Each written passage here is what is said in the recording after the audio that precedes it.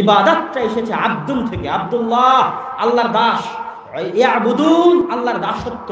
আমি এবারের বহু বক্তব্যে আল্লাহর দাসত্ব বিষয়টা ক্লিয়ার করার চেষ্টা করেছি। পৃথিবীর কেউ না কেউ কোনো না কোনো কিছুর দাস, কেউ ক্ষমতার দাস, কেউ নারীর দাস, কেউ টাকার দাস, কেউ ফ্রি ফায়ার পাবজি গেমের দাস, কেউ ফেসবুকের দাস, কেউ টুইটারের দাস, কেউ জুয়া মদের আড্ডার দাস। আল্লাহ রাসূল শিখিয়েছেন যাবতীয় দাসত্ব থেকে মুক্ত থাকতে হবে। ক্ষমতার দাসত্ব করা যাবে না, টাকার দাসত্ব করা যাবে না, নারীর দাসত্ব করা যাবে না, জুয়া মদের দাসত্ব করা যাবে না। যতক্ষণ বেঁচে থাকবে এক আল্লাহর দাসত্ব করে বেঁচে থাকবে, তাতে ক্ষমতা যা তারা যখনই ক্ষমতার পরোয়া করতে যাবে তখনই ইসলাম 100তে 100 টিকানো যাবে না, বিকৃতি আনতেই হবে। আজ নাম নিয়েই বলতেছি, জামাতে ইসলাম বিকৃতি আনেনি, এনেছে। অগণিত অসংখ্য তাদের সংবিধানের মধ্যে বিকৃতি এনেছে, শুধু রাষ্ট্রীয়ভাবে নিবন্ধন ধরে রাখার জন্য, টিকিয়ে রাখার জন্য। নাহলে নিবন্ধন বাতিল হয়ে যাবে। 30% যদি নারী নেতৃত্ব না দেয় দলের মধ্যে, নিবন্ধন দিবে না সরকার। যদি নাম জামাতে ইসলাম বাংলাদেশ না করে, বাংলাদেশ জামাতে ইসলাম যদি না করে, তাহলে দিবে না নিবন্ধন। তখন নাম চেঞ্জ করে জামাতে ইসলাম বাংলাদেশ করা হয়েছে। 30% নারী নেতৃত্ব নিয়ে আসা হয়েছে, অগণিত পরিবর্তন করা হয়েছে। আমার চ্যালেঞ্জ থাকলো, আবুল আলা মওদুদি যেই দিন জামাত ইসলাম প্রতিষ্ঠা করেছিলেন তখনকার জামাত ইসলামের সংবিধান আর আজকের জামাত ইসলামের সংবিধানের মধ্যে যদি বিকৃতি না থাকে, আমি আব্দুল্লাহ বক্তব্য দিব না।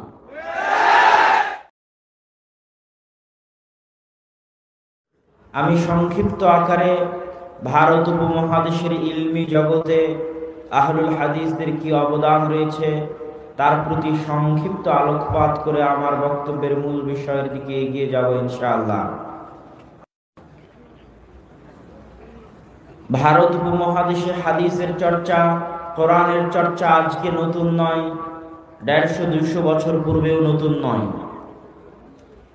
ইতিহাস বলে খায়রুল কুরুন তথা যেই যুগকে রাসূল সাল্লাল্লাহু আলাইহি ওয়াসাল্লাম সর্বশ্রেষ্ঠ যুগ বলেছেন, সেই যুগেও ভারত পাকিস্তানের মাটিতে কোরআন এবং হাদিসের চর্চা হয়েছে। কুতুবে সিত্তাহ বুখারী, মুসলিম, আবু দাউদ, নাসাই, তিরমিজি, ইবনে মাজাহ, 6 জনেরই শিক্ষক কুতাইবা বিন সাঈদ আল বাগলানি। বহু হাদিস পাবেন কুতুবে সিত্তাতে, শুরু হবে হাদ্দাসানা কুতাইবা, হাদ্দাসানা কুতাইবা। বহু অগণিত হাদিস কুতুবে সিত্তা, সহিহ বুখারী হোক, সহিহ মুসলিম হোক, সুনানুত তিরমিজি, জামিউত তিরমিজি হোক, সুনানে আবি দাউদ হোক, নাসাই হোক, ইবনে মাজাহ হোক, হাদ্দাসানা কুতাইবা। কুতাইবা আমাদেরকে হাদিস শুনিয়েছেন মর্মে ইমাম বুখারী বলছেন, ইমাম মুসলিম বলছেন, আবু দাউদ বলছেন, নাসাই বলছেন, তিরমিজি বলছেন, ইবনে মাজাহ বলছেন। অথচ এই কুতাইবা পাকিস্তানের সীমান্তবর্তী বাগলান অঞ্চলের একজন মানুষ, তথা সেই যুগেও ভারত পাকিস্তানের সীমান্তবর্তী অঞ্চলে কোরআন এবং হাদিসের চর্চা হতো। পাকিস্তানের একটি শহর মানসুরাবাদ, যার পরিচয় ইতিহাসের পাতায় পাওয়া যায়। বহু ইতিহাসবিদ লিখেছেন যে 400 শতাব্দী হিজরিতে, 300 শতাব্দী হিজরির পরে এই অঞ্চলগুলোতে মানসুরাবাদ, পাকিস্তানের মানসুরাবাদ যেটা সিন্ধু প্রদেশের অন্তর্গত, বর্তমান প্রদেশের অন্তর্গত, এই অঞ্চলগুলোতে না হানাফি মাযহাবের অনুসারী ছিল, না মালিকি মাযহাবের অনুসারী ছিল, না শাফিঈ মাযহাবের অনুসারী ছিল, না হাম্বলি মাযহাবের অনুসারী ছিল, না মু'তাজিলা মুরজিয়া ফিরকার অনুসারী ছিল। এই অঞ্চলগুলোতে শুধুমাত্র স্বাধীনভাবে কোরআন এবং হাদিসের অনুসরণের চর্চা ছিল, তথা আহলুল হাদিসের অস্তিত্ব ছিল। আরো আশ্চর্য হবেন, ইতিহাসের পাতায় এমন কিছু বড় বড় ব্যক্তিত্ব দেখা গেছে যারা এমন বড় বড় কারনামা আঞ্জাম দিয়েছে, অথচ সেগুলো তারা আঞ্জাম দিয়েছেন ভারত পাকিস্তানের মাটিতে বসে এবং বহু আগে। মাশারিকুল আনোয়ারের কথা বলেন, যেখানে তিনি বুখারী মুসলিমকে একত্রিত করেছেন। ইমাম সাগানি এবং মিন্নাতুল বারি পড়লে পাবেন, আমি সেখানে উল্লেখ করেছি সহিহ বুখারীর নুসখা, পাণ্ডুলিপি। সহিহ বুখারীর যে পাণ্ডুলিপি থেকে আজকে আমরা প্রকাশিত সহিহ বুখারী পাচ্ছি, প্রিন্টেড সহিহ বুখারী পাচ্ছি, টাইপ করা সহিহ বুখারী পাচ্ছি। এই সহিহ বুখারী যে সমস্ত পাণ্ডুলিপির সহযোগিতা নিয়ে তৈরি করা, তার একটা পাণ্ডুলিপি ছিল ইমাম সাগানির, যিনি মাশারিকুল আনোয়ার নামক গ্রন্থ লিখেছিলেন, জন্ম পাকিস্তানের লাহোরে। তার পরবর্তীতে আরো বহু আলেম ছিলেন যারা ভারত পাকিস্তানের মাটিতে কোরআন এবং হাদিসের খেদমত করেছেন। ইমাম তাহের পাটনি, পাটনার অধিবাসী, তিনি অনেক গ্রন্থ লিখেছেন হাদিসের উপরে, কঠিন কঠিন রাবির নামের উপর গ্রন্থ লিখেছেন। মাজমাউ বাহারিল আনোয়ার লিখেছেন, আরও অনেক গ্রন্থ লিখেছেন, যেই গ্রন্থগুলোতে কোরআন এবং হাদিসের কঠিন শব্দ, হাদিসের কঠিন কঠিন রাবির পরিচয়, এই জিনিসগুলো তিনি সেখানে ফুটিয়ে তুলেছেন। অথচ তিনি এই যুগের আলেম নন, অনেক আগের আলেম। তো ভারত উপমহাদেশের মাটিতে কোরআন এবং হাদিসের চর্চা অনেক আগে থেকেই ছিল, যেগুলো ইতিহাসের পাতা ঘাটলে দেখা যায়। তবে ভারত পাকিস্তানের মাটিতে হাদিস চর্চার স্বর্ণযুগ, যেই স্বর্ণযুগের কারণে আজ কোরআন এবং হাদিস টিকে আছে বলে মানুষ মনে করে, বিজ্ঞ ব্যক্তিরা মনে করে। যখন মার্কাজুল ইলম পরিবর্তন হতে থেকেছে, কখনো মার্কাজুল ইলম ছিল বাগদাদ, কখনো মার্কাজুল ইলম ছিল হিজাজ, কখনো মার্কাজুল ইলম ছিল বুখারা সামারকান্দ, কখনো মার্কাজুল ইলম ছিল নিশাপুর রায়। এই মার্কাজুল ইলমগুলো পরিবর্তন হতে থেকেছে। কখনো মার্কাজুল ইলম ছিল আন্দালুস, স্পেন। আমরা হয়তো স্পেনকে ভুলতে বসেছি, কিন্তু আমি আমার বহু বক্তব্যে ইশারা করেছি, ইঙ্গিত করেছি যে কত বড় বড় আলেম স্পেনের মাটিতে ছিলেন, আন্দালুসের মাটিতে ছিলেন। ইবনে হাজাম আন্দালুসি বিরাট বড় মুহাদ্দিস, অনেক বড় মুহাদ্দিস। তার আল মুহাল্লা বিল আসার, আব্বুরা সাধারণত যে সমস্ত বই দেখে ফতোয়া দিয়ে থাকে, সেই সমস্ত বইয়ের একটা গুরুত্বপূর্ণ বই হচ্ছে আল মুহাল্লা বিল আসার, যে বইটা সাজানোই হয়েছে আসার দিয়ে। উনি চেষ্টা করেছেন প্রত্যেকটা ফতোয়া আসার, সরাসরি নাস, সরাসরি হাদিস, সরাসরি কোরআন, সরাসরি সাহাবীদের কওল, সরাসরি তাবিঈদের কওল, সরাসরি তাবিঈদের কওল দিয়ে ফতোয়া দেওয়ার, রায় কিয়াস থেকে দূরে থাকার চেষ্টা করেছেন ইমাম ইবনে হাজাম আন্দালুসি, স্পেনের মানুষ। তাফসিরে কুরতুবির লেখক ইমাম কুরতুবি, কুরতুবা যেটাকে ইংরেজিতে বলা হয় কর্ডোভা, সেটাকে আরবিতে বলা হয় কুরতুবা, তিনি স্পেনের কর্ডোভা নগরীর অধিবাসী। তাফসিরে কুরতুবির লেখক ইমাম কুরতুবি। হাফিজুল মাগরিব ইবনে আব্দুল বার 463 হিজরিতে একই সাথে হাফিজুল মাগরিব মারা গেছেন, হাফিজুল মাশরিক মারা গেছেন। হাফিজুল মাশরিক বলা হতো খতিব বাগদাদিকে। মাশরিক মানে হচ্ছে পূর্বের, হাফেজ পূর্বের দেশগুলোর সবচেয়ে বড় হাফেজ আলেম। খতিব বাগদাদিও 463 হিজরিতে মারা যান। হাফিজুল মাগরিব পশ্চিমের দেশগুলোর সবচেয়ে বড় হাফেজ, সবচেয়ে বড় আলেম ইবনে আব্দুল বার 463 হিজরিতে মারা যান। একই হিজরিতে হাফিজুল মাগরিব, হাফিজুল মাশরিকের মৃত্যু হয়। ইবনে আব্দুল বার এত বড় মাপের আলেম ছিলেন, মুয়াত্তা মালিকের পিছনে তার যে খেদমাত রয়েছে, তার লিখিত আত-তামহিদ, তার লিখিত আল ইস্তিযকার আজও পৃথিবীর ইতিহাসে চিরভাস্বর, চিরস্মরণীয়। এমন কোন মুহাদ্দিস, এমন কোন আলেম নাই যার বাড়িতে আত-তামহিদ নাই, যার বাড়িতে আল ইস্তিযকার নাই, যেটা ইবনে আব্দুল বার রাহিমাহুল্লাহর লেখা। বাড়ি আন্দালুস, স্পেন। এরকম বড় বড় আলেমের নাম বলা যাবে। বিখ্যাত উসুলবিদ ইমাম শাতিবি, তিনি আন্দালুসের, স্পেনের, তথা স্পেনও এক সময় মারকাজুল ইলম ছিল, জ্ঞানের কেন্দ্র ছিল। কিন্তু যুগের পরিক্রমায় যখন পৃথিবীর সব জায়গা থেকে জ্ঞান উঠে গেল, জ্ঞানের চর্চা সীমিত হয়ে আসলো, আলেম ওলামার অভাব দেখা দিল, হাদিসের চর্চার অভাব দেখা দিল। জালালউদ্দিন সুয়ুতির মৃত্যুর পরে পৃথিবী বড় মাপের তেমন কোন আলেম আর দেখতে পেল না। তখন আল্লাহ সুবহানাহু ওয়া তাআলা ভারত পাকিস্তানের মাটিকে জ্ঞান চর্চার জন্য বাছাই করে নিয়েছিলেন। পাকিস্তানের আলেম ওলামা এই ভারত পাকিস্তানের মাটিকে জ্ঞান চর্চার এমন উর্বর ভূমি বানিয়েছিল যা আজকের পৃথিবী স্বীকার করতে বাধ্য হচ্ছে। আমি নিজেও বাস্তব তার চাক্ষুষ প্রমাণ দেখেছি। এমন কোন হাদিসের বই নাই, এমন কোন ইলমুল রিজালের বই নাই, এমন কোন ইলমুল জারহ ওয়া তা'দিলের বই নাই যার অধিকাংশগুলো যদি বলা হয় আউয়াল তাবা, প্রথম প্রকাশ, প্রথম টাইপ করা প্রিন্টেড প্রকাশ কোথায় থেকে, দেখলেই দেখা যাবে হিন্দ থেকে, হায়দ্রাবাদ দাকান, দায়রাতুল মাআরিফ, হায়দ্রাবাদ দাকান থেকে প্রকাশিত। বিখ্যাত ইয়েমেনের আলেম আব্দুর রহমান বিন ইয়াহইয়া আল মুআল্লিমি, তিনি আল জারহ ওয়া তা'দিল ইবনে আবি হাতিম, আবু হাতিম হচ্ছেন বিখ্যাত মুহাদ্দিস। মুহাদ্দিসদের মধ্যে যারা পাহাড় স্বরূপ, জাবাল স্বরূপ, হাদিস শাস্ত্রে যাদের কথা চলে, যারা ইমাম বুখারী, ইমাম মুসলিম, আবু দাউদ, নাসাই, তিরমিজির উস্তাদ, আবু হাতিম, আহমদ বিন হাম্বল, আবু যুরআ, ইয়াহইয়া বিন মাঈন, ইয়াহইয়া বিন সাঈদ আল কাত্তান, আলী ইবনুল মাদিনী, এই 5 জন হচ্ছেন হাদিস শাস্ত্রের জাবাল, পাহাড়, যাদের কথায় রাবীদের যাচাই বাছাই নির্ধারিত হয় এই রাবি চলবে না চলবে না। 80% 90% রাবিদের সঠিক ব্যাঠিক নির্ধারিত হয় এনাদের কথার উপর ভিত্তি করে। সেই আবু হাতেম আর আবু জুরআহ দুইজনকে পাশে বসিয়ে তাদের এই আবু হাতেমের সন্তান আব্দুর রহমান ইবনে আবি হাতেম তিনি একজন করে রাবির নাম নেন আর বাপকে জিজ্ঞেস করেন, আব্বা এই রাবির বিষয়ে আপনার মন্তব্য কি, এই বর্ণনাকারীর বিষয়ে আপনার মন্তব্য কি? পিতা উত্তরে বলে, ছেলে লিখতে থাকে। পাশে আর একজন শাইখ থাকে আবু জুরআহ, তাকে জিজ্ঞেস করা হয় এই রাবির বিষয়ে আপনার মন্তব্য কি? তিনি বলেন ছেলে লিখতে থাকে। এই লিখিত বই আল জারহ ওয়া তা'দীল, হাদিস শাস্ত্রে জারাহ তা'দীলের শাস্ত্রে কোন রাবি চলবে কোন রাবি চলবে না, এই শাস্ত্রে সবচেয়ে পুরাতন এবং সবচেয়ে গ্রহণযোগ্য সবচেয়ে নির্ভরযোগ্য সানাদওয়ালা গ্রন্থ হচ্ছে আল জারহ ওয়া তা'দীল। ইমাম বুখারী যখন তারিখুল কাবীর লিখেছিলেন, ইমাম বুখারীর জীবনের প্রথম লেখাগুলোর একটা ছিল 18-19 বছর বয়সে যখন তিনি তারিখুল কাবীর লেখেন, তখন তিনি সমস্ত রাবিদের জীবনী রচনা করার চেষ্টা করেছিলেন, কিন্তু তেমন জারাহ তা'দীল নকল করেননি। খুব অল্প সীমিত জারাহ তা'দীল নকল করেছেন, রাবি চলবে কি চলবে না কথা নকল করেছেন সীমিত।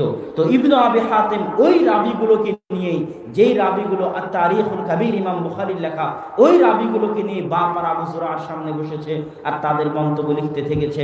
সেটা আল জারহ ওয়া তা'দীল ইবনে আবি হাতেম প্রথম প্রকাশিত হয়েছে কোথায় থেকে? আব্দুর রহমান বিন ইয়াহইয়া আল মুআল্লিবি, কোথায় ইয়েমেনের মুহাদ্দিস, তিনি এই বই প্রকাশ করেছেন কোথায় বসে? ভারতের হায়দ্রাবাদে বসে, দায়রাতুল মাআরিফ দাকানে বসে গবেষণা করে করে আউয়াল তাবা, প্রথম প্রকাশ এই বইয়ের ভারতের মাটিতে। এরকম অগণিত অসংখ্য বই আছে, অসংখ্য খিদমাত আছে যেগুলো ভারতের মাটি থেকে আঞ্জাম দেওয়া হয়েছে। আজ সৌদি আরবের শায়েখদের কাছে যত হাদিসের সানাদ আছে, হাদিসের সানাদ মানে আল্লাহ রাসূল পর্যন্ত, ইমাম বুখারী পর্যন্ত, মুসলিম, আবু দাউদ, নাসাই, তিরমিজি, ইবনে মাজাহ পর্যন্ত যে সিলসিলায়ে সানাদ, যে এই বই আমি অমুককে পড়িয়েছি, সে তাকে পড়িয়েছে, সে তাকে পড়িয়েছে, এই সানাদ সাবিত না হলে বই সাবিত হয় না। লেখক পর্যন্ত সানাদ সাবিত না হলে বই অগ্রহণযোগ্য প্রমাণিত হয়। যেমন লেখক থেকে আল্লাহ রাসূল পর্যন্ত সানাদ লাগে হাদিসটা আল্লাহ রাসূলের কিনা এটা প্রমাণ করতে, বুখারী থেকে রাসূল সাল্লাল্লাহু আলাইহি ওয়াসাল্লাম পর্যন্ত সানাদ লাগবে হাদিস আল্লাহ রাসূলের কিনা এটা প্রমাণ করতে। কিন্তু এই বই ইমাম বুখারী লিখেছে না অন্য কেউ লিখেছে? আমার কাছে প্রকাশিত যে বুখারী, এই বুখারী ইমাম বুখারীর লেখা বুখারী না কার লেখা বুখারী, এটা প্রমাণ করতে ইমাম বুখারী থেকে আমার পর্যন্ত সানাদ লাগবে, না হলে প্রমাণিত হবে না যে এই সহিহ বুখারী ইমাম বুখারীর বুখারী। মানুষ বলবে যে বিকৃত করে অন্যের লেখা নামে চালিয়ে দেওয়া হয়েছে, ইমাম বুখারীর নয়।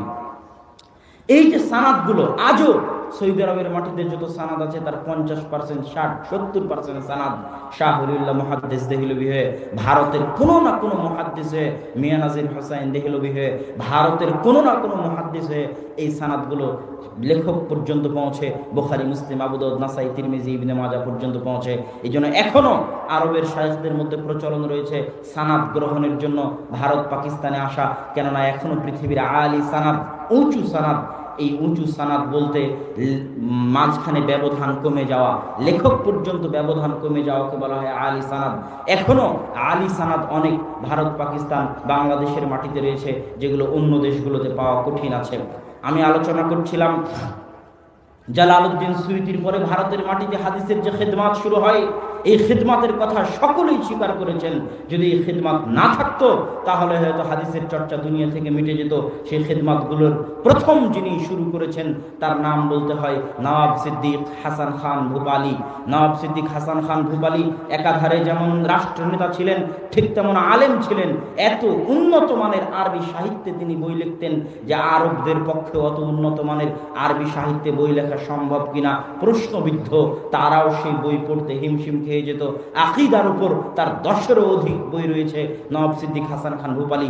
আজকে আপনি প্রতিযোগিতায় পাশ করলে পুরস্কার দিচ্ছেন, সেই যুগে নওয়াব সিদ্দিক হাসান খান ভূপালী বুলুগুল মারাম মুখস্থ করতে পারলে এই পুরস্কার, মিশকাত মুখস্থ করতে পারলে এই পুরস্কার, আরবাঈন নববী মুখস্থ করতে পারলে এই পুরস্কার, অগণিত পুরস্কার তিনি বিতরণ করতেন। আজকে মানুষ ফ্রি বই বিতরণ করতেছে, সেই কালে নওয়াব সিদ্দিক হাসান খান ভূপালী তাফসীর ইবনে কাসির, সহিহ বুখারী, ইলামুল মুওয়াক্কিঈন, কিতাবুত তাওহীদ, এরকম শত বই, হাজারো লাখো কপি ভারতের বড় বড় আলেমদের কাছে নিজে ছাপিয়ে ফ্রি বিতরণ করিয়েছেন। বুলুগুল মারাম, মিশকাতুল মাসাবিহ। ভারতের মাটিতে হাদিসের চর্চায় নওয়াব সিদ্দিক হাসান খান ভূপালীর অবদান অনস্বীকার্য এবং আরবের আলেমগণ স্বীকার করে। দ্বিতীয় আরেকজন ব্যক্তি হচ্ছে শাহ ওলিউল্লাহ মুহাদ্দিস দেহলভী। তার লেখা আল হুজ্জাতুল্লাহিল বালেগার, যে আরবি ভাষার মান, এই আরবি ভাষার মান একজন ভারতের মাটিতে বসা একজন অনারব কিভাবে লিখতে পারে তা ভাবতে ভাবতে মানুষ অজ্ঞান হয়ে যেতে পারে। হুজ্জাতুল্লাহিল বালেগাতে শাহ ওলিউল্লাহ মুহাদ্দিস দেহলভী রাফুল আদাইনের কথা লিখেছেন, 12 তাকবীর ঈদের সালাত আদায়ের কথা লিখেছেন, জোরে আমিনের কথা লিখেছেন। তিনি আমলগতভাবে হানাফি হলেও তিনি তার লেখনীতে, তার দার্সে আহলুল হাদিসদের কথা বলে গেছেন। শাহ ওলিউল্লাহ মুহাদ্দিস দেহলভীর মাধ্যমে মূলত ভারতের মাটিতে জমে থাকা শিরক, বেদাত, জুমুদ, তাকলিদের যে জুমুদ ভারতের মাটিতে জেঁকে বসেছিল, সেটার বিরুদ্ধে প্রথম আন্দোলন মূলত তিনি ইলমি আন্দোলন পরিচালনা করেছিলেন। তার ছেলে, তার মৃত্যুর পর আব্দুল আজিজ মুহাদ্দিস দেহলভী, যিনি প্রথম ভারতকে দারুল কুফর ঘোষণা করেন। দারুল কুফর মানে যার বিরুদ্ধে জিহাদ করা যায়, যার গনিমতের মাল লুণ্ঠন করা যায়, যার জোরপূর্বক ক্ষমতা দখল করা যায়, সেটাকে বলা হয় দারুল কুফর। যেহেতু ভারত দারুল ইসলাম ছিল, মুসলমানেরা যেহেতু ভারত শাসন করত, সেহেতু যতক্ষণ ভারতকে দারুল কুফর বলা না হচ্ছে ততক্ষণ জিহাদ জায়েজ হবে না। প্রথম ভারতকে দারুল কুফর বলে ফতোয়া দিয়েছিলেন আব্দুল আজিজ মুহাদ্দিস দেহলভী। তার লেখা বই বুস্তানুল মুহাদ্দিসিন ইসলামিক ফাউন্ডেশন থেকে অনুবাদ করা আছে। মুহাদ্দিসদের বই পুস্তক জীবনী নিয়ে তিনি সেই বই লিখেছেন। সম্মানিত উপস্থিতি, আব্দুল আজিজ মুহাদ্দিস দেহলভীর পরে তার হাদিসের মসনাদ, দেহলভী মানে দিল্লির অধিবাসী, দিল্লির অধিবাসীকে বলা হয় দেহলভী। তার হাদিসের মসনাদ আঁকড়ে ধরেন শাহ ইসহাক মুহাদ্দিস দেহলভী। ইসহাক মুহাদ্দিস দেহলভী পর্যন্ত ভারত, পাকিস্তান, বাংলাদেশের আহলে হাদিস বলেন, দেওবন্দি বলেন, বেরলভী বলেন, সকলের হাদিসের সানাদ, সকলের উস্তাদ এক এবং একক।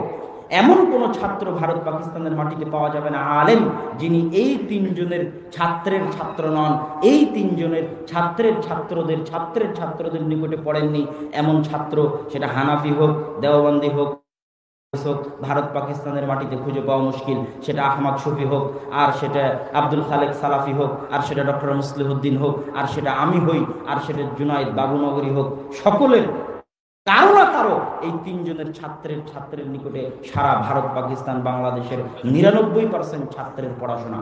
শাহ ইসহাক মুহাদ্দিস দেহলভীর পর দার্স ভাগ হয়ে যায়। আহলুল হাদিস এবং দেওবন্দি, যেটা আমরা বলতে পারি, তারা মুখোমুখি অবস্থান গ্রহণ করে মিয়া নাজির হুসাইন দেহলভীর শক্ত ভূমিকার কারণে। মিয়া নাজির হুসাইন দেহলভীর আগে শিরক, বেদাতের বিরুদ্ধে, হাদিসের উপর আমলের পক্ষে, তাকলিদের বিরুদ্ধে কঠিনভাবে ভূমিকা রাখার সাহস তেমন কেউ করেননি। প্রথম করেছিলেন মাওলানা ইসমাইল শহীদ আর মিয়া নাজির হুসাইন দেহলভী। মাওলানা ইসমাইল শহীদ করেছিলেন জিহাদের মাঠে। মাওলানা ইসমাইল শহীদ এবং সৈয়দ আহমদ বেরলভী তারা আগেই জিহাদ শুরু করেননি। সারা ভারতে 5 বছর ব্যাপী দাওয়াতি বিপ্লব চালিয়েছেন। ভারতের উত্তর থেকে দক্ষিণ, পূর্ব থেকে পশ্চিম দাওয়াতে গেছেন এবং দাওয়াতি কাজে ব্যস্ত থেকেছেন। মাওলানা ইলায়েত আলী, মাওলানা বেলায়েত আলী, তাদের দাওয়াতি ছিল শিরক এবং বেদাতের বিরুদ্ধে, তাকলিদের বিরুদ্ধে, হাদিসের উপর আমলের পক্ষে। রাফুল আদাইন করতে হবে, জোরে আমিন বলতে হবে, এগুলোর প্রচার এবং প্রচলন কঠোরভাবে তিনি প্রথম শুরু করেছিলেন।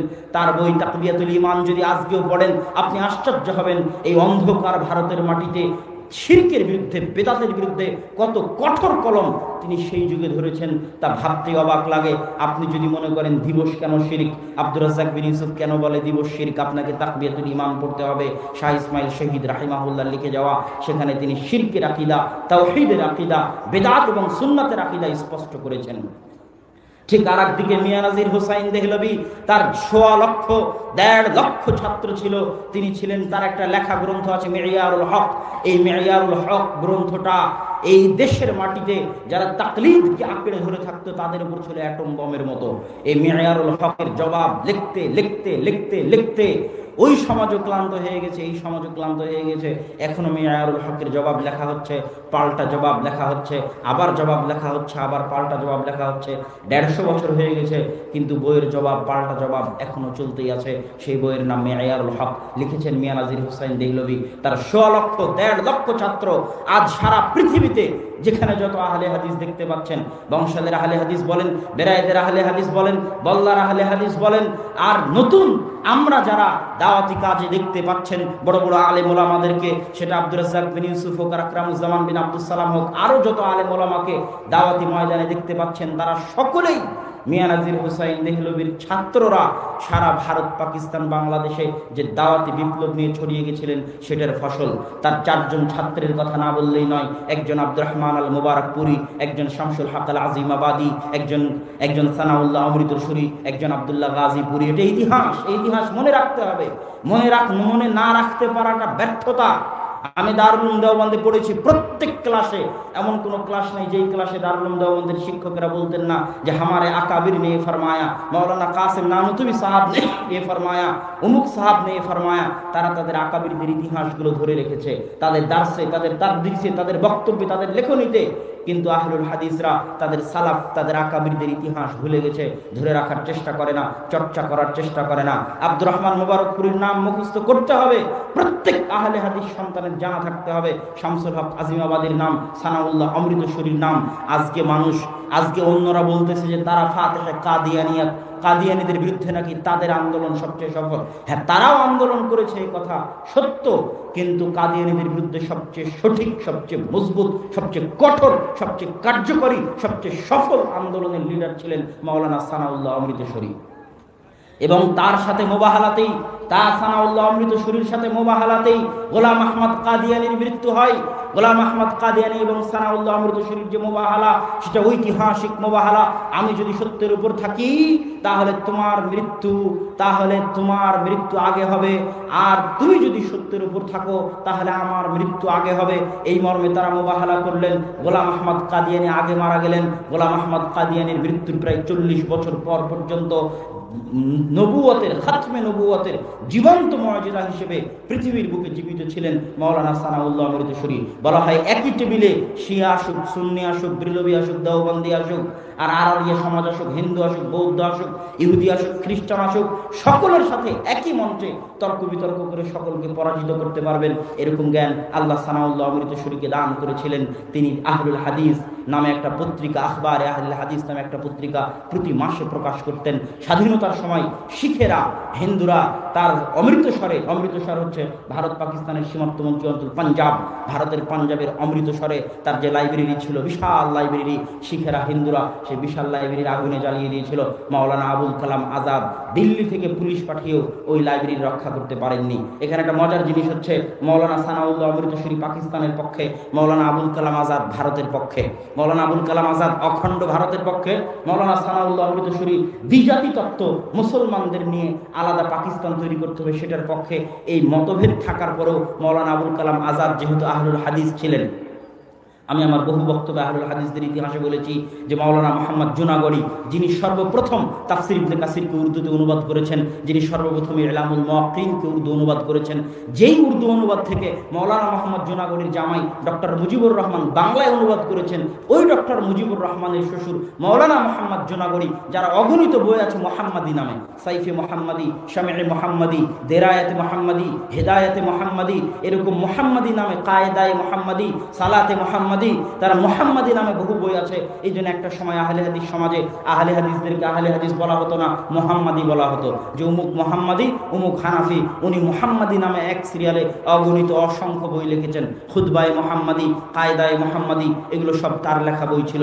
এই মাওলানা মুহাম্মদ জুনাগড়ি যখন ইলামুল মুওয়াক্কিনের উর্দু অনুবাদ করলেন, তাফসীর ইবনে কাসিরের উর্দু অনুবাদ করলেন প্রথম, তখন ওই মাওলানা আবুল কালাম আজাদ, যিনি কংগ্রেসের নেতা, যিনি ভারতের শিক্ষামন্ত্রী, অখণ্ড ভারতের পক্ষে, তিনি তখন এই ইলামুল মুওয়াক্কিনের উর্দু ভূমিকা লিখে দিয়েছিলেন, আহলে হাদিস ছিলেন বলে। তো মাওলানা সানাউল্লাহ অমৃতসরী পাকিস্তানের পক্ষে হওয়ার পরেও, আর মাওলানা আবুল কালাম আজাদ অখণ্ড ভারতের পক্ষে হওয়ার পরেও, মাওলানা সানাউল্লাহ অমৃতসরী আহলে হাদিস হওয়ার কারণে তার লাইব্রেরিকে রক্ষা করার জন্য আপ্রাণ চেষ্টা করেছিলেন মাওলানা আবুল কালাম আজাদ, কিন্তু রক্ষা করতে পারেননি। ওই হারানো লাইব্রেরি ফেলে দিয়ে মাওলানা সানাউল্লাহ অমৃতসরী পাকিস্তানে ফিরে যান, এবং পাকিস্তানে ফিরে যাওয়ার পরে হিজরতের পরে 1 বছরের মাথায় তিনি মারা যান। বলছিলাম মিয়া নাজির হুসাইন দেহলভী রাহিমাহুল্লাহর আরেকজন ছাত্র আব্দুর রহমান আল মুবারকপুরি সারা পৃথিবীতে সুনানে তিরমিজির সর্ববিশুদ্ধ, সবচেয়ে উন্নত আরবি ব্যাখ্যা গ্রন্থ, আরবি ভাষ্য গ্রন্থ, যা পৃথিবীর সকল আলেমের নিকটে রয়েছে। সকল আলেম এক বাক্যে সুনানে তিরমিজির এই ব্যাখ্যা গ্রন্থকে শ্রেষ্ঠ ব্যাখ্যা গ্রন্থ বলে স্বীকৃতি দিয়েছে সেই তুহফাতুল আহওয়াজের লেখক মাওলানা আব্দুর রহমান আল মুবারকপুরি। ভারতের মানুষ জামিয়া রাহমানিয়ার ফারেক, দিল্লির বুকে জামিয়া রাহমানিয়া, যেটা এখন জামিয়া মিল্লিয়া ইসলামিয়া নামে পরিচিত, ইসলামিক ইউনিভার্সিটি, ওই জামিয়া মিল্লিয়া ইসলামিয়ার জায়গাতেই জামিয়া রাহমানিয়া দিল্লি ছিল, কিন্তু জামিয়া রাহমানিয়া দিল্লির জেলা পরিচালক ছিলেন, তারা ছিলেন অখণ্ড ভারতের বিরোধী এবং পাকিস্তানের পক্ষে। এই জন্য যখন ভারত পাকিস্তান আলাদা হয় তখন তারা জামিয়া রাহমানিয়া দিল্লির বই পুস্তক দিল্লি সরকারের হাতে হস্তান্তর করে দিয়ে ছেড়ে দিয়ে পাকিস্তানে হিজরত করেন। পাকিস্তানে গিয়ে আবার তারা জামিয়া রাহমানিয়া প্রতিষ্ঠা করেছিলেন। জামিয়া রাহমানিয়া ছিল ভারতের মাটিতে মার্কাজুল ইলম, আহলুল হাদিসদের মার্কাজ। জামিয়া রাহমানিয়া বন্ধ হয়ে যাওয়ার পর থেকে নিয়ে 60 শতকের আগ পর্যন্ত দীর্ঘ 20 বছর আহলুল হাদিসদের কোনো কেন্দ্রীয় মার্কাজ ভারতের মাটিতে ছিল না। পরবর্তীতে জামিয়া সালাফিয়া বানারস প্রতিষ্ঠা হওয়ার মাধ্যমে ভারতের মাটিতে আহলুল হাদিসদের ইলমি মার্কাজ হয়। যেই জামিয়া সালাফিয়া বানারস থেকে দীর্ঘ 5 বছর আব্দুর রহমান বিন আব্দুর রাজ্জাক পড়াশোনা করে এসেছে। বলছিলাম আব্দুর রহমান আল মুবারকপুরীর কথা, উনি জামিয়া রাহমানিয়ার ফারিক। আব্দুর রহমান আল মুবারকপুরী তুহফাতুল আহওয়াজির লেখক, আরেকটা বইয়ের তিনি লেখক। সেই বইয়ের কথা না বললেই নয়, বুলুগুল মারাম আহলুল হাদিসদের মাদ্রাসাগুলোতে পড়ানো হয়।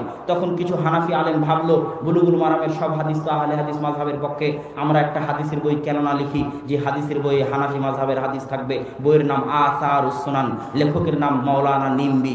বই প্রকাশ হওয়া শেষ হয়নি, বইয়ের উত্তর লিখলেন আরবিতে আব্দুর রহমান মুবারকপুরী। বইয়ের নাম দিলেন আবকারুল মিনান ফি নাকদে আসারিস সুনান। এক বইয়েই ওই আসারুস সুনান মাটির নিচে চলে গেল। ভারতের কোনো হানাফি মাদ্রাসার সাহস হলো না আর ওই আসারুস সুনানকে সিলেবাসের অন্তর্ভুক্ত করার, শুধু আব্দুর রহমান মুবারকপুরীর আবকারুল মিনান ফি নাকদে আসারিস সুনান এই গ্রন্থের কারণে। এরকম আরেকটা গ্রন্থ ভারতের আলেম ওলামা লেখার চেষ্টা করেছেন মৌলানা আশরাফ আলী থানভীর পরামর্শে। মৌলানা জাফর আহমদ থানভী, মৌলানা আশরাফ আলী থানভী আবার অখণ্ড ভারতের পক্ষে ছিলেন। মৌলানা আশরাফ আলী থানভী আবার পাকিস্তানের পক্ষ ছিলেন, অখণ্ড ভারতের বিরোধী ছিলেন। আর মৌলানা হোসাইন আহমদ মাদানী অখণ্ড ভারতের পক্ষে ছিলেন। তো মৌলানা আশরাফ আলী থানভীর পরামর্শে মৌলানা জাফর আহমদ উসমানী লিখলেন ইলাউস সুনান, যেখানে শুধু হানাফি মাযহাবের পক্ষে হাদিসগুলোকে জমা করা হয়েছে, যে হাদিসগুলো দিয়ে হানাফি মাযহাবের বিভিন্ন ফতোয়াকে সাবিত করার চেষ্টা করা হয়েছে। ওই ইলাউস সুনানের জবাব এখন দিচ্ছেন পাকিস্তানের একজন বিখ্যাত আহলে হাদিস আলেম মাওলানা ইরশাদুল হক আল আথারি। ইলাউস সুনান ফিল মিজান নামে বই, যেটার আরবিও আছে, যেটার উর্দুও আছে। তো আলোচনা করছিলাম মাওলানা আব্দুর রহমান মুবারকপুরীর কথা। তারপরে মাওলানা শামসুল হক আজিমাবাদী গায়াতুল মাকসুদ সুনানে আবু দাউদের 32 খণ্ডে আরবি ভাষায় ব্যাখ্যা গ্রন্থ, শ্রেষ্ঠ ব্যাখ্যা গ্রন্থ তিনি লিখেছেন গায়াতুল মাকসুদ। তারও লাইব্রেরিকে হিন্দু মুসলিম দাঙ্গায় পুড়িয়ে জ্বালিয়ে দেওয়া হয়েছে। তার লাইব্রেরির কিছু বাকি অংশ ঢাকায় পর্যন্ত এসেছিল, কিন্তু পরবর্তীতে সেটাও হারিয়ে গেছে। ওই গায়াতুল মাকসুদ ওই হিন্দু মুসলিম দাঙ্গায় হারিয়ে যাওয়ার ফলে মাত্র 2 খণ্ড পাকিস্তান থেকে প্রকাশিত হয়েছে, আর পাওয়া যায় না। তবে গায়াতুল মাকসুদের সারমর্ম আউনুল মাবুদ, যেটা বর্তমানে সারা পৃথিবীতে পরিচিত এবং সারা পৃথিবীর শ্রেষ্ঠ আবু দাউদের ব্যাখ্যা গ্রন্থ আরবিতে গণ্য হয়, সে আউনুল মাবুদের লেখক হচ্ছেন শামসুল হক আল আজিমাবাদী রাহিমাহুল্লাহ। শামসুল হক আজিমাবাদীর আরেকটা বড় কারনামা, আরেকটা নয় 2টা বড় কারনামা আছে। একটা বড় কারনামা হচ্ছে ইমাম বুখারী রাহিমাহুল্লাহ সহিহ বুখারীর প্রায় 25 জায়গায় কালা বাযুন নাস, কালা বাযুন নাস, কালা বাযুন নাস, বাযুন নাস বলে তিনি কিছু মানুষের মাসালাকে রদ করতে চান, কিছু মানুষের মাসালার উত্তর দিতে চান, বিরোধিতা করতে চান। ওই সাধারণত 25 বাযুন নাসের অধিকাংশ মাসালাই হানাফি মাযহাবের বিরুদ্ধে, হানাফি ফিকহের বিরুদ্ধে। তখন মাওলানা আহমদ আলী সাহারানপুরি, যেটা সাহারানপুর জেলা, যে সাহারানপুর জেলায় দারুল উলুম দেওবন্দ অবস্থিত, ওই সাহারানপুর জেলায় একটা মাদ্রাসা অবস্থিত মাযাহিরুল উলুম, যে মাদ্রাসার শাইখুল হাদিস ছিলেন ফাজাইল আমরের লেখক মাওলানা জাকারিয়া কান্দেলভি। ওই মাদ্রাসারই শাইখুল হাদিস মাওলানা আহমদ আলী সাহারানপুরি, অনেক পুরাতন, অনেক আগের প্রথম শাইখুল হাদিস তিনি। এবং ভারতের যত কুতুবে সিত্তার বই পুস্তক আছে, সব কুতুবে সিত্তার বই পুস্তকে মাওলানা আহমদ আলী সাহারানপুরির টিকা আছে, যেগুলো দেওবন্দ থেকে ছাপা, এবং প্রত্যেকটা টিকায় তিনি হানাফি মাযহাবকে সাবিত করার চেষ্টা করেছেন। তার পাল্টা খেদমত এখন পর্যন্ত আহলে হাদিসদের পক্ষ থেকে হয়নি। আহলে হাদিসদের পক্ষ থেকে এই খেদমতের অভাব আছে, যে আহলে হাদিসরা কুতুবে সিত্তা প্রকাশ করবে সহিহ টিকা দিয়ে, সহিহ ব্যাখ্যা দিয়ে, টিকা ব্যাখ্যা দিয়ে কুতুবে সিত্তা প্রকাশ করবে, এই খেদমত এখনো ভারত পাকিস্তানের আহলে হাদিসদের পক্ষ থেকে হয়নি। কিন্তু সেই কালে মাওলানা আহমদ আলী সাহারানপুরি কুতুবে সিত্তার সব বই হানাফি মাযহাবের টিকা অনুযায়ী প্রকাশ করে দিয়েছিলেন। তখন তিনি সহিহ বুখারীর যে 25 জায়গায় কালা বাযুন নাস বলে হানাফি মাযহাবকে রদ করতে চেয়েছেন ইমাম বুখারী, ওই 25 জায়গার তিনি উত্তর দিয়েছেন। কে উত্তর দিয়েছে? আহমদ আলী সাহারানপুরি উত্তর দিয়েছে, এবং হানাফি মাযহাবকে প্রতিষ্ঠা করার চেষ্টা করেছে। তার বই লেখা শেষ হয়নি, তার ওই বইয়ের উত্তরে ইমাম বুখারীর পক্ষে, ইমাম বুখারীর কালা বাযুন নাসের রদ যে সঠিক, এটার পক্ষে শামসুল হক আজিমাবাদী রাহিমাহুল্লাহ অল্প দিনের মধ্যে আরবিতে বই লিখে তার ওই কথাকে চাপিয়ে দিলেন, তার ওই কথাকে রদ করে দিলেন। এই খেদমতের উত্তর দেওয়া, এই খেদমতের প্রতিদান দেওয়া অনেক কঠিন। আরেকটা বড় খেদমত মাওলানা শিবলি নোমানী নাদতুল উলামা লখনউ, যখন তারা ইমাম বুখারীর উপর অভিযোগ তুলতে লাগলো, ইমাম বুখারীর ফিকহের উপর অভিযোগ তুলতে লাগলো, মাওলানা আবুল আলা মওদুদী কর্তৃক প্রভাবিত হয়ে হাদিসের উপর অভিযোগ তুলতে লাগলো, তখন শামসুল হক আজিমাবাদী তার ছাত্র মাওলানা আব্দুস সালাম মুবারকপুরীকে বলল, শোনো, একটা বই লেখো ইমাম বুখারীর পক্ষে। তখন ছাত্র শিক্ষক পরামর্শ করে সহযোগিতায় একটা বই লিখলেন সিরাতুল বুখারী। যখন মাওলানা শিবলি নোমানি লিখেছিলেন সিরাতুন নুমান তথা সিরাত নুমান ইবনে সাবিত, সেটাতে তিনি ইমাম বুখারী এবং আহলুল হাদিসদের কোরআনিক অভিযোগ উত্থাপন করেছিলেন। ওটার উত্তরে সিরাতুল বুখারী লিখলেন শামসুল হক আজিমাবাদী এবং তার ছাত্র আব্দুস সালাম মুবারকপুরী। আমার দেখা, আমি মিন্নাতুল বারীতে ইমাম বুখারীর জীবনী লিখতে গিয়ে দেখেছি সিরাতুল বুখারীর চাইতে শ্রেষ্ঠ ইমাম বুখারীর জীবনী কোনো গ্রন্থ আরবি ভাষাতেও নাই, উর্দু ভাষাতেও নাই, বাংলা ভাষাতেও নাই, যেটা আহলুল হাদিসদের খেদমত, ভারতের আহলুল হাদিসদের খেদমত, উর্দুতে লেখা সিরাতুল বুখারী। সম্মানিত উপস্থিতি, আরেকজন পাকিস্তানের বিখ্যাত মুহাদ্দিসের খেদমত বলি, যেটা আমি মিন্নাতুল বারী লিখতে গিয়ে দেখতে পেয়েছি, সেটা হচ্ছে ফাইজুল বারী আনোয়ার শাহ কাশ্মীরি, বিখ্যাত হানাফি আলেম, হানাফি পণ্ডিত, দারুল উলুম দেওবন্দের মুহাদ্দিস। তিনি ফাইজুল বারী লিখতে গিয়ে, ফাইজুল বারীর দার্স দিতে গিয়ে এই হাফিজ ইবনে হাজার আসকালানির লেখা ফাতহুল বারীর অগণিত জায়গায় তিনি ভুল ধরার চেষ্টা করেছেন। কে ভুল ধরছেন? হাফেজ ইমাম কাশ্মীরি, মাওলানা কাশ্মীরি। কার ভুল ধরছেন? হাফিজ ইবনে হাজার আসকালানির ভুল ধরছেন। যদিও হাফিজ ইবনে হাজার আসকালানির বইয়ের ভুল ধরার চেষ্টা সেই যুগে মাওলানা বদরুদ্দিন আইনি করেছিলেন, কেননা আইনি এবং আসকালানি একই শহরে বাস করতেন, কায়রো শহরে। আজ হাফিজ ইবনে হাজার আসকালানি সারা রাতে বাড়িতে যা নোট করে নিয়ে আসতেন, পরের দিনে তা দার্স দিতেন। আজকে যেমন দার্স রেকর্ড হচ্ছে, ওইরকম ছাত্ররা দার্স লিখে নিত। একজন ছাত্র ওই লিখে নেওয়া দার্স বদরুদ্দিন আইনি রাহিমাহুল্লাহকে দিয়ে আসতেন, উনি আবার তখন ওটার জবাব লিখতেন। যখন ফাতহুল বারী প্রকাশ হয়ে গেল, ফাতহুল বারী প্রকাশ হওয়া মাত্রই ফাতহুল বারীর ভুল ধরে তখন উমদাতুল কারি বদরুদ্দিন আইনির লেখা শারাহ প্রকাশ হলো, যেটার উত্তর দেওয়ার চেষ্টা করেছেন হাফিজ ইবনে হাজার আসকালানি। আল ইন্তিকাজ, ইন্তিকাজুল ইতিরাজ, ইতিরাজুল ইন্তিকাজ, এই গ্রন্থগুলোতে তিনি উত্তর দেওয়ার চেষ্টা করেছেন, কিন্তু তার আগে তিনি দুনিয়া থেকে বিদায় নিয়েছেন। তো আনোয়ার শাহ কাশ্মীরিও হাফিজ ইবনে হাজার আসকালানির ভুল ধরার চেষ্টা করেছে ফাইজুল বারীতে। এবার হাফিজ মোহাম্মদ গন্দলবি, পাকিস্তানের আলেম, তিনি একটা বই লিখেছেন ইরশাদুল কারি ফি নাকদি ফাইজুল বারী। উনি ফাইজুল বারীতে মাওলানা কাশ্মীরি হাফিজ ইবনে হাজার আসকালানির ভুল ধরতে গিয়ে কি কি ভুল করেছেন, আর উনি নিজে কি ভুল করেছেন, আর ইবনে হাজার আসকালানির ভুল ধরতে গিয়ে কি ভুল করেছেন তা তিনি লিখেছেন। এই খেদমতগুলো পড়লে আপনাকে এবং আমাকে তাদের জ্ঞানের সামনে শিশু মনে হবে যে এই উপমহাদেশের আহলুল হাদিস আলেমরা কি না খেদমতের আঞ্জাম দিয়ে গেছে। ইলমি খেদমতের যে আঞ্জাম দিয়ে গেছে, তার ঋণ শোধ করা আহলুল হাদিসরা তো দূরে থাক, হানাফি ভাইয়েরাও শোধ করতে পারবেন না। কেননা হানাফি ভাইদের মধ্যেও ইলমের চর্চা দেখা দিয়েছে আহলুল হাদিসদের চর্চার কারণে। কুতুবে সিত্তা প্রথম উর্দু অনুবাদ করেছে আহলুল হাদিসরাই। ওয়াহিদুজ্জামান হায়দরাবাদী রাহিমাহুল্লাহ, তিনি প্রথম উর্দু অনুবাদ করেছেন। তো সম্মানিত উপস্থিতি, আমি আহলুল হাদিসদের ইলমি যে খেদমত, এই খেদমতের উপর যদি বলি তো ঘন্টার পর ঘন্টা এমনিই বলতে থাকা যাবে। ভারত পাকিস্তানের আহলুল হাদিস আলেমরা হাদিসের কি ধরনের খেদমত করেছেন। আজকে এখন আমি যদি মদিনা ইসলামী বিশ্ববিদ্যালয় থেকে পড়ে এসে বলি যে ভারতের আলেমদের নিকট থেকে ইলম নেওয়া যাবে না, জ্ঞান নেওয়া যাবে না, আকীদার শিক্ষা নেওয়া যাবে না, তাহলে এটা নিমক হারামি হবে। ভারত উপমহাদেশের আলেমদের জ্ঞানকে অপমান করা হবে। তারা আজ মদিনা ইসলামী বিশ্ববিদ্যালয়ে সার্বিক সুযোগ সুবিধা ভোগ করার পরে সৌদি সরকার যত কোটি টাকা ইলমের পিছনে খরচ করে, খুব কম দেশ আছে অত টাকা ইলমের পিছনে খরচ করতে পারবে। সার্বিক উন্নত সুযোগ সুবিধা পাওয়ার পরে যে ধরনের খেদমত হচ্ছে, সেই অন্ধকার যুগে ব্রিটিশদের অত্যাচারের মুখে একদিকে ব্রিটিশদের সাথে জিহাদ, আর একদিকে ইলমি খেদমত, এই কঠিন যুগ যে সমস্ত আলেম ওলামা পার করেছেন, তাদের খেদমতকে ছোট করে দেখার সুযোগ নেই। সুতরাং সম্মানিত উপস্থিতি, আহলুল হাদিসদের তাদের ইতিহাস সম্পর্কে জানতে হবে। আহলুল হাদিসদের ইতিহাস চিরদিন জিহাদের ইতিহাস, সন্ত্রাস জঙ্গিবাদের ইতিহাস নয়, ইলমের ইতিহাস, অজ্ঞতা মূর্খতা জাহিলিয়াতের ইতিহাস নয়। এমনকি আহলুল হাদিস, ভারত উপমহাদেশের আহলুল হাদিস আলেমদের খেদমতের কারণেই আজকের সৌদি আরবের বহু আলেম ওলামা ফিকহি দিক থেকে উদার হতে শিখেছেন। নাসিরউদ্দিন আলবানী রাহিমাহুল্লাহ যে ফিকহি উদারতা শিখেছেন, এই ফিকহি উদারতা তিনি ভারত পাকিস্তানের আহলুল হাদিস আলেমদের নিকট থেকে শিখেছেন। সুতরাং আমাদেরকে ইতিহাস জানতে হবে। রাজনীতির ইতিহাস হোক, জিহাদের ইতিহাস হোক, ইলমের ইতিহাস হোক, আমাদেরকে জানতে হবে। এবং আজকের এই যুগে আহলুল হাদিসদের জ্ঞান চর্চার বড় প্রয়োজন রয়েছে।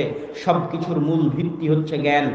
আজ ভারতে, পাকিস্তানে যে ইসলাম টিকে আছে, এটার ভিত্তি গণতন্ত্র নয়, এটার ভিত্তি ধর্মনিরপেক্ষতাবাদ নয়, এটার ভিত্তি সেকুলারিজম নয়, এটার ভিত্তি ডেমোক্রেসি নয়, এটার ভিত্তি শুধুই জ্ঞানের চর্চা, মসজিদ মাদ্রাসা নির্মাণের মাধ্যমে জ্ঞানের চর্চাকে ধরে রাখা আজ রোহিঙ্গাদের কাছে নাই। কি জন্য? তারা তাদের স্বকীয়তা ধরে রাখতে পারেনি কেন? তাদের মধ্যে থেকে জ্ঞানের চর্চা উঠে গেছিল। সেকুলারিজম থাকলেও, গণতন্ত্র থাকলেও তাদের উত্থান ঘটবে না যদি জ্ঞান না থাকে। আজ চীনের মুসলমানদের তাদের সেই স্বকীয়তা কেন হারিয়ে ফেলেছে? অত্যাচারিত, নির্যাতিত কেন? সেখানে যদি সেকুলারিজমও থাকে, ডেমোক্রেসিও থাকে, গণতন্ত্রও থাকে, ধর্মনিরপেক্ষতাও থাকে, কিন্তু জ্ঞানের চর্চা না থাকে, তাহলে ওই উত্থান ঘটবে না। উত্থান ঘটানোর জন্য জ্ঞানের চর্চার প্রয়োজন। জ্ঞান আসল, জ্ঞান নূর। ইসলাম এসেছে জাহিলিয়াতের বিপরীতে। জাহিলিয়াত হচ্ছে মূর্খতা, আর ইসলাম হচ্ছে জ্ঞান। জ্ঞানের চর্চা যত বাড়বে, আমি সালাফে সালেহিনের জীবনী পড়ে দেখেছি। সালাফে সালেহিনগণ, বহু বক্তব্যে আমি বলেছি, সালাফে সালেহিনগণ সবসময় ছিলেন সংস্কারপন্থী। সংস্কারকে তারা সবচেয়ে বেশি গুরুত্ব দিতেন। কেননা সরাসরি ক্ষমতা দখল করার চেষ্টা করা অস্থিতিশীলতার একটা বড় মাধ্যম, নৈরাজ্যতার একটা বড় মাধ্যম।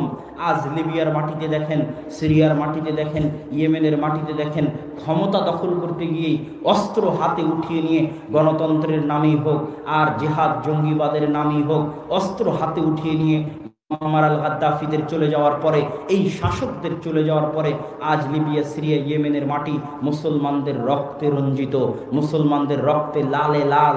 এক মুসলমান আর এক মুসলমানকে কাফের ফতোয়া দিয়ে হত্যা করতেছে। কেননা তার আকীদায় সমস্যা আছে, তার জ্ঞানে সমস্যা আছে, তার বিদ্যায় ত্রুটি আছে। আর যখনই আগের যুগের সালাফে সালেহিনকে দেখবেন, আহমদ বিন হাম্বল সরাসরি ক্ষমতা কেড়ে নেওয়ার চেষ্টা করেননি, তিনি করেছেন সংস্কারের চেষ্টা। শাইখুল ইসলাম ইবনে তাইমিয়া সরাসরি ক্ষমতা কেড়ে নেওয়ার চেষ্টা করেননি, তিনি সংস্কারের চেষ্টা করেছেন। ক্ষমতা কেড়ে নেওয়ার চেষ্টা সাময়িক অনেক ভালো মনে হলেও, সাময়িক অনেক আবেগপ্রবণ মনে হলেও, সাময়িক অনেক ফলপ্রসূ মনে হলেও, দীর্ঘস্থায়ী ক্ষতির কারণ, দীর্ঘস্থায়ী দুঃখের কারণ, দীর্ঘস্থায়ী দাওয়াতি কাজে বাধার কারণ, দীর্ঘস্থায়ী জ্ঞানের চর্চায় বাধার কারণ। আর সংস্কারের চেষ্টা, অরাজনৈতিকভাবে প্রভাব বিস্তারের চেষ্টা, আপনি হয়তো আজকে অরাজনৈতিকভাবে প্রভাব বিস্তারটা সারা পৃথিবীতে 100-100 বাস্তব, 100-100 বাস্তব। কিভাবে? আজ আপনি দেখতেছেন যে আমেরিকার ক্ষমতায় আসছে জো বাইডেন, তার আগে দেখলেন আমেরিকার ক্ষমতায় ডোনাল্ড ট্রাম্প, তার আগে হয়তো ছিল বারাক ওবামা। কিন্তু আসলে বারাক ওবামার যুগেও, ডোনাল্ড ট্রাম্পের যুগেও, জো বাইডেনের যুগেও আমেরিকার আসল ক্ষমতা ছিল ইহুদি ইসরায়েলদের হাতে। তো ইহুদি ইসরায়েলেরা কি ভোটের মাধ্যমে লড়াই করে আমেরিকার ক্ষমতা দখল করলো? ইহুদি ইসরায়েলেরা কি অস্ত্রের মাধ্যমে আমেরিকার ক্ষমতা দখল করলো? এটাকে বলা হয় লবিং এর মাধ্যমে অরাজনৈতিক প্রভাব। পৃথিবীর এমন কোনো দেশ নাই, আজকে আপনি হয়তো চোখের সামনে দেখতে পাচ্ছেন প্রধানমন্ত্রী শেখ হাসিনা বাংলাদেশের প্রধানমন্ত্রী, কিন্তু অরাজনৈতিকভাবে আন্ডারগ্রাউন্ডে যারা টাকার মালিক, যারা ক্ষমতার মালিক, তারা অন্য কেউ। এটাই পৃথিবীর চিরন্তন বাস্তব সত্য। আপনিও আজকে দাঁড়িয়ে ক্ষমতায় চলে যাবেন, অন্যের কাছে জিম্মি হয়ে যাবেন। যারা আগে থেকে সত্যিকার রিয়াল ক্ষমতার মালিক, তাদের কাছে জিম্মি হয়ে যাবেন।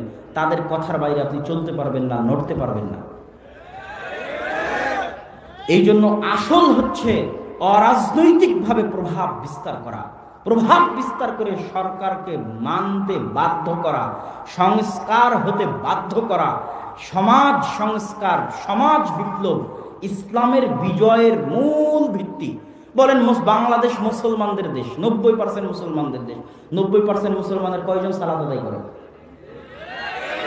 তাহলে কিভাবে এটা 90% মুসলমানের দেশ হয়, যেখানে 90% মুসলমানের 2%, 3% সালাত আদায় করে না? এদের উপর আপনি কিসের ইসলামী খেলাফত কায়েম করবেন? আজকে ইসলামী খেলাফত কায়েম করলে কালকে এরাই বিদ্রোহ করবে, চাইনা খেলাফত। এটাই বাস্তব সত্য। আজকে বাংলাদেশ বলছেন মুসলমানের দেশ, কয়টা বাংলাদেশের মুসলমান কোরআন পড়া জানে? কয়জন? বাংলাদেশে তো চলে আবেগের খেলা।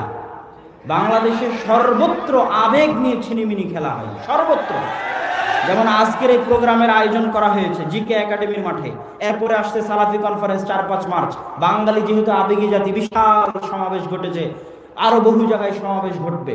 বাঙালি যেহেতু আবেগী জাতি, আজকে যদি ঘোষণা হয় মিছিলের আহ্বান, শত লোক লাখো লোকের অভাব হবে না। কালকে যদি আহ্বান করা হয় মানববন্ধনের, শত লোক লাখো লোকের অভাব হবে না। কালকে যদি আহ্বান করা হয় হরতাল অবরোধের, লোকের অভাব হবে না। সমাবেশের আহ্বান করা হয়, লোকের অভাব হবে না।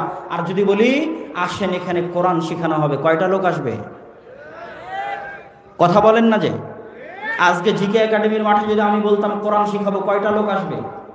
ওয়াল্লাহি আল্লাহর কসম, ওয়াল্লাহি আল্লাহর কসম, ওয়াল্লাহি আল্লাহর কসম, গতকাল থেকে নিয়ে আজ পর্যন্ত জিকে একাডেমির মাঠে যত বক্তা, যত আলেম, যত জ্ঞান গর্ভ আলোচনা করেছেন, তাতে উপস্থিত জনগণের যত উপকার হয়েছে, এই উপস্থিত জনগণকে যদি সূরা ফাতিহা শেখানো হতো, কোরআন শেখানো হতো, আলিফ বা তা সা শেখানো হতো, তার চেয়ে হাজার গুণ উপকারী হতো। কিন্তু সম্ভব নয়। কালকে আমিও সালাফি কনফারেন্সে এরকম সব বক্তারা আসবে, তারা বক্তব্য দিবে, কেন আবেগী জাতি। জ্ঞান কঠিন জিনিস, ইলম কঠিন জিনিস। ইলমকে অর্জন করতে যায় না, এক লিল্লাহে তাকবীর দিয়ে 10টা গাড়ি ভেঙে দেওয়া অনেক সহজ। কিন্তু এক সূরা ফাতিহা সঠিকভাবে তেলাওয়াত করা, কোরআন সঠিকভাবে পড়তে পারা, জ্ঞান সঠিকভাবে অর্জন করতে পারা। ওমা খালাকতুল জিন্না ওয়াল ইনসা ইল্লা লিয়াবুদুন, জাতি এখনো বুঝতে পারেনি এই আয়াতের অর্থ যে লিয়াবুদুন মানে কি। ওমা খালাকতুল জিন্না ওয়াল ইনসা ইল্লা লিয়াবুদুন, এই আয়াতের অর্থ কি এটা এখনো মানুষ বুঝতে পারেনি। কালেমা লা ইলাহা ইল্লাল্লাহ, এটার অর্থ কি এটা এখনো মানুষ বুঝতে পারেনি। কালেমা লা ইলাহা ইল্লাল্লাহ উলুহিয়াত, আল্লাহ সুবহানাহু ওয়া তাআলা বলেননি লা হাকিমা ইল্লাল্লাহ, নেই কোনো শাসক আল্লাহ ব্যতীত, অতএব দৌড়াও, তোমাকে শাসক হওয়ার জন্য দৌড়াতে হবে, এটা আল্লাহ সুবহানাহু ওয়া তাআলা বলেননি। আল্লাহ সুবহানাহু ওয়া তাআলা কি চেয়েছেন? তুমি শাসক থাকো, কিন্তু শাসক হয়েও দাসত্ব করো আল্লাহর। তুমি প্রজা থাকো, কিন্তু প্রজা হয়েও দাসত্ব করো আল্লাহ। এটা উলুহিয়াত। যখনই বলা হবে লা হাকিমা ইল্লাল্লাহ, যখন সবাই শাসক হওয়ার জন্য দৌড়াবে, শুধু রক্তের খেলা চলবে, রক্তের খেলা চলবে, ক্ষমতার দ্বন্দ্ব, ক্ষমতার লড়াই চলবে। এই জন্য লা ইলাহা ইল্লাল্লাহর অর্থ মানুষ বুঝতে পারেনি। তাওহীদ মানুষকে এখনো বোঝানো যায়নি যে তাওহীদ কাকে বলে। ওমা খালাকতুল জিন্না ওয়াল ইনসা ইল্লা লিয়াবুদুন, ইবাদত করার জন্য সৃষ্টি করেছি। ইবাদত বললে আপনি বুঝবেন সালাত, সিয়াম, হজ, যাকাত। ইবাদতটা এসেছে আব্দুন থেকে, আব্দুল্লাহ, আল্লাহর দাস। ইয়াবুদুন, আল্লাহর দাসত্ব। আমি এবারের বহু বক্তব্যে আল্লাহর দাসত্ব বিষয়টা ক্লিয়ার করার চেষ্টা করেছি। পৃথিবীর কেউ না কেউ কোনো না কোনো কিছুর দাস। কেউ ক্ষমতার দাস, কেউ নারীর দাস, কেউ টাকার দাস, কেউ ফ্রি ফায়ার পাবজি গেমের দাস, কেউ ফেসবুকের দাস, কেউ টুইটারের দাস, কেউ জুয়া মদের আড্ডার দাস। আর একমাত্র পূর্ণ স্বাধীন, পূর্ণ আজাদ, যাবতীয় দাসত্ব থেকে মুক্ত সেই যে 100-তে 100 আল্লাহর দাস। পৃথিবীতে একমাত্র স্বাধীন হাওয়ায় মুক্ত বাতাসে নিঃশ্বাস নিতে পারে সে যে 100-তে 100 আল্লাহর দাস। রাসূল সাল্লাল্লাহু আলাইহি ওয়াসাল্লাম, খালিদ বিন ওয়ালিদ, ওমর ইবনুল খাত্তাব, আবু বকর, তাদেরকে রাসূল সাল্লাল্লাহু আলাইহি ওয়াসাল্লাম এমন কোন সোনার জাদুর চাবিকাঠি দিয়ে যাননি যেই চাবিকাঠিতে যেই তরবার নাড়ালে সব রোমান সাম্রাজ্য আর পারস্য সাম্রাজ্যের পতন হয়ে গেছে। আল্লাহ রাসূল তাদেরকে দিয়ে গেছিলেন কি? আল্লাহ রাসূল তাদেরকে দিয়ে গেছিলেন 100-তে 100 আল্লাহর দাসত্ব। আল্লাহ রাসূল যদি তাদেরকে বলতেন শোনো, যেভাবেই হোক ক্ষমতায় থাকতে হবে, যেভাবেই হোক ক্ষমতা কিন্তু ছাড়া যাবে না, ক্ষমতায় থাকতে হবে, তখন আবু বকর রাদিয়াল্লাহু তাআলা প্রথম দিনই কম্প্রোমাইজ করতেন। কেননা কম্প্রোমাইজ করা ছাড়া ক্ষমতায় থাকা যায় না, এটাই বাস্তব। প্রথম দিনে আবু বকর রাদিয়াল্লাহু তাআলা কম্প্রোমাইজের রাস্তায় চলে যেতেন। এই যারা যাকাত অস্বীকার করেছে ওদের বিরুদ্ধে যুদ্ধ করা যাবে না, ওদের বিরুদ্ধে যুদ্ধে লাগলে তো আমার ক্ষমতার পতন হয়ে যেতে পারে, কিন্তু আমাকে তো ক্ষমতা ধরে রাখতে হবে, কেননা লা হাকিমা ইল্লাল্লাহ।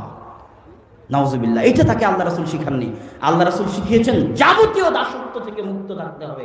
ক্ষমতার দাসত্ব করা যাবে না, টাকার দাসত্ব করা যাবে না, নারীর দাসত্ব করা যাবে না, জুয়া মদের দাসত্ব করা যাবে না। যতক্ষণ বেঁচে থাকবে এক আল্লাহর দাসত্ব করে বেঁচে থাকবে, তাতে ক্ষমতা যা তার আসুক। যখনই ক্ষমতার পরোয়া করতে যাবে তখনই ইসলাম 100-তে 100 টিকানো যাবে না, বিকৃতি আনতেই হবে। আজ নাম নিয়েই বলতেছি, জামাতে ইসলাম বিকৃতি আনেনি, এনেছে অগণিত, অসংখ্য তাদের সংবিধানের মধ্যে বিকৃতি এনেছে, শুধু রাষ্ট্রীয়ভাবে নিবন্ধন ধরে রাখার জন্য, টিকিয়ে রাখার জন্য। না হলে নিবন্ধন বাতিল হয়ে যাবে। 30% যদি নারী নেতৃত্ব না দেয় দলের মধ্যে, নিবন্ধন দিবে না সরকার। যদি নাম জামাতে ইসলাম বাংলাদেশ না করে, বাংলাদেশ জামাতে ইসলাম যদি না করে, তাহলে দিবে না নিবন্ধন। তখন নাম চেঞ্জ করে জামাতে ইসলাম বাংলাদেশ করা হয়েছে। 30% নারী নেতৃত্ব নিয়ে আসা হয়েছে, অগণিত পরিবর্তন করা হয়েছে। আমার চ্যালেঞ্জ থাকলো, আবুল আলা মওদুদী যেদিন জামাত ইসলাম প্রতিষ্ঠা করেছিলেন তখনকার জামাত ইসলামের সংবিধান আর আজকের জামাত ইসলামের সংবিধানের মধ্যে যদি বিকৃতি না থাকে, আমি আব্দুল্লাহ বক্তব্য দিব না। বিকৃতি কেন এসেছে? ক্ষমতা ধরে রাখার চাহিদায়। সে বিকৃতিটা কোথায় করা হয়েছে? ইসলামের মধ্যে। ইসলামকে জবাই করে আমি কিভাবে ইসলাম প্রতিষ্ঠা করব?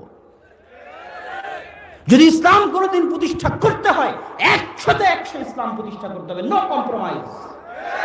হয় ক্ষমতা আসবে, না হয় ক্ষমতা আসবে না। ক্ষমতা দেওয়ার মালিক আল্লাহ, কিন্তু 100% উলুহিয়াত রাখতে হবে আল্লাহ। আল্লাহর উলুহিয়াতে সরিষা সমপরিমাণ কম্প্রোমাইজ করে আহলে হাদিসরা ক্ষমতায় যেতে রাজি নয়। আহলে হাদিসরা এরকম হাজারো ক্ষমতার মুখে লাথি মারতে রাজি আছে শুধু আল্লাহর উলুহিয়াত বাস্তবায়ন করার জন্য। কেন? একটা দল, একটা জামাত তো থাকতে হবে যারা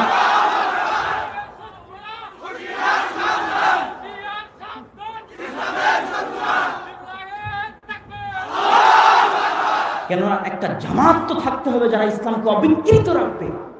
ইসলামকে অবিকৃত রাখাই ইসলামের বড় বিজয়। যত শত্রু ইসলামের এসেছে, ওরিয়েন্টালিস্টদের নিয়ে আপনি পড়ুন, আজ অক্সফোর্ড ক্যামব্রিজে যে সমস্ত বড় বড় গুরুরা, তাদের বিশাল খেদমত আছে। মুহাদ্দিসরা ওই খেদমত করতে পারেনি, জন্মগত ইহুদি খ্রিস্টান, কিন্তু শিখেছে আরবি ভাষা, ওরা যত বড় খেদমত করেছে। আমার ওস্তাদ মুফতি সাইদ আহমদ পালানপুরি বলতেন যে ওরিয়েন্টালিস্টদের একজন আছে, নাম আমি ভুলে গেছি, যে 16 বার মুসনাদে আহমদ প্রথম থেকে শেষ পর্যন্ত পড়েছে। কয়বার? 16 বার। ইহুদি খ্রিস্টান জন্মগত, গবেষণা করে কোরআন হাদিস নিয়ে তারা জাম আল মুফাহরাস বানিয়েছে, হাদিসের শব্দগুলোকে ডিকশনারি ভিত্তিক সাজিয়েছে। মানে নিয়াত শব্দ লেখার পর লিখেছে যে নিয়াত শব্দটা আবু দাউদে এত নাম্বার হাদিসে আছে, নিয়াত শব্দটা তিরমিজিতে এত নাম্বার হাদিসে আছে, নিয়াত শব্দটা ইবনে মাজাতে এত নাম্বার হাদিসে আছে। এই ডিকশনারি কোনো মুসলমান আহলে হাদিস, মুসলমান মুহাদ্দিস তৈরি করেনি, ওরিয়েন্টালিস্ট ইহুদি খ্রিস্টানরা তৈরি করেছে। কেন? তারা চেয়েছে ইসলামের মধ্যে বিকৃতি ঢুকাতে, একটা ধর্মের অবিকৃত থাকাই ওই ধর্মের আসল বিজয়। আর আদিকাল থেকে আজ পর্যন্ত আহলুল হাদিসদের 100% টার্গেট ছিল, 1 নাম্বার প্রায়োরিটি ছিল অবিকৃত ইসলাম চাই, বিকৃত ইসলাম চাই না। জাল জয়ীফ হাদিস ভিত্তিক ইসলাম চাই না, সহিহ হাদিস ভিত্তিক ইসলাম চাই। শিরক বেদাত যুক্ত ইসলাম চাই না, শিরক বেদাত মুক্ত ইসলাম চাই।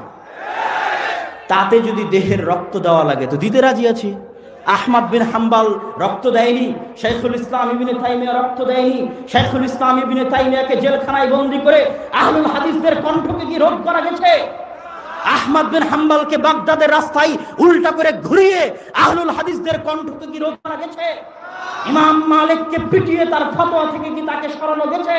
যায়নি।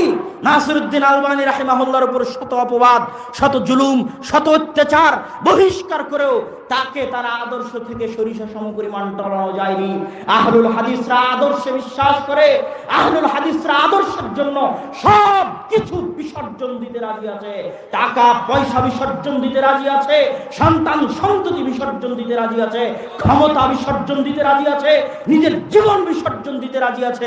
সিলেটের মাটিতে 500 কোটি 1000 কোটি টাকার মামলা দিয়ে যারা তা আমাদের কণ্ঠকে রোধ করতে পারেনি, তাই তো হত্যার চেষ্টা করে কণ্ঠকে রোধ করতে গেছে। এটাই প্রমাণ করে, এই হত্যার চেষ্টাই প্রমাণ করে যে ইসলামকে 100% অবিকৃত রাখার আন্দোলনই সঠিক আন্দোলন। এই আন্দোলনই এমন সঠিক আন্দোলন যে আন্দোলনকে শুধু এদেশের বিলাতীরা ভয় পায় না, ওই আমেরিকায় বসে থাকা, ইসরায়েলে বসে থাকা, ভারতে বসে থাকা ব্রাহ্মণবাদী সাম্রাজ্যবাদীরা ভয় পায়। কেননা তারা টাকা দিয়ে, ধোঁকা দিয়ে, লোভ দিয়ে, লালসা দিয়ে অন্যদেরকে পরিবর্তন করতে পারে, কিন্তু আহলে হাদিসদের পরিবর্তন করতে পারে না। এটাই সমস্যা। সম্মানিত উপস্থিতি, এই জন্য আমি আমার বক্তব্যে যেটা বুঝাতে চেয়েছি, সংক্ষিপ্ত সারমর্ম কথাই, এত বিস্তারিত এখানে বলার মতো সময় নেই, বক্তব্য শেষ করে দিতে হবে। আসল কথা হচ্ছে লা ইলাহা ইল্লাল্লাহর অর্থ বুঝতে হবে এবং আহলুল হাদিসরা কি চায় সেটা পরিষ্কার বুঝতে হবে। ক্ষমতা চায় না এই কথা অসম্ভব, ক্ষমতা আমরা চাই, কিন্তু কোনো প্রকার কম্প্রোমাইজ করে না।